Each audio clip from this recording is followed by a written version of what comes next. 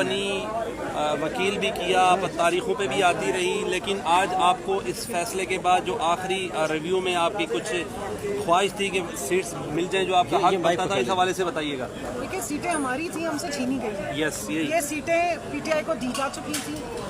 ایک 13 رکنی بینچ میں سے 11 ممبران نے الیکشن کمیشن کو مورد الزام ٹھہرایا۔ انہوں نے بتایا کہ الیکشن 2024 جو ہے وہ کس طریقے سے اس کے اندر فلاز تھے اور ان کی غلطی تھی، جس کی وجہ سے ہمارے جو ممبران تھے ان کو زبردستی آزاد امیدوار بنایا گیا۔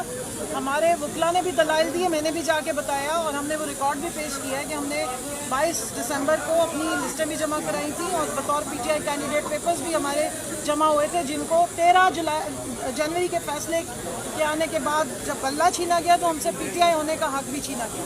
بہرحال یہ تو سارے آئین اور قانون کے نقطے ہیں۔ بات یہ ہے کہ جب آئین اور قانون سے مبرہ فیصلے دیے جائیں اور آئین کا نام استعمال کیا جائے، حالانکہ آئینی بینچ ہے، آئینی بینچ نہیں ہے، اور جمہوریت اور آئین ہی کی آج جو ہے وہ جس کو کہتے ہیں قتل ہوا ہے، عوام کی جو ووٹ کی پامالی ہوئی ہے۔ کتنی افسردگی ہے آپ کی، جو کچھ آپ نے گزشتہ 3 سالوں میں سہا، لیکن آج فائنلی آپ کو 5 سال یا 4 سال یہ سیٹس نہیں ملنی۔ دیکھیے مجھے اپنی ذات کی کوئی تکلیف نہیں ہے، میں نے پہلے بھی کہا تھا کہ ہم تو سیٹیں چھوڑ کے آئے تھے۔ میرا تو الیکشن چوری ہوا ہے 166 کا۔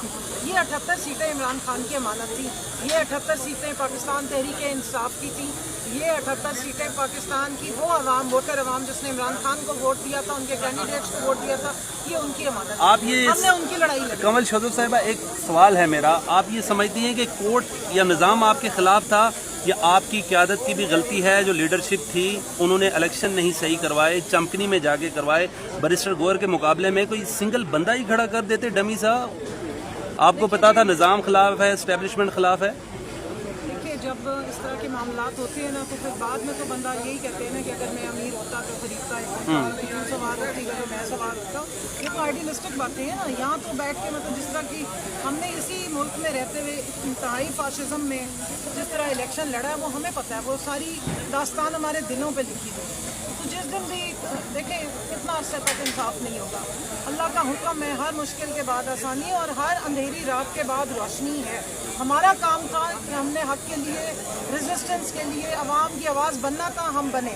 سیٹیں ہمارے پاس تھیں، ہم سے چھینی گئی ہیں، سیٹیں ہمیں ملنی نہیں تھی، سیٹیں ہمیں دی جا چکی نہیں تھیں۔ الیکشن کمیشن نے اس کی کمپلائنس نہیں کی، اس کو کسی نے تنبیہ نہیں کی، اس کے اوپر کوئی سرزنش نہیں ہوئی۔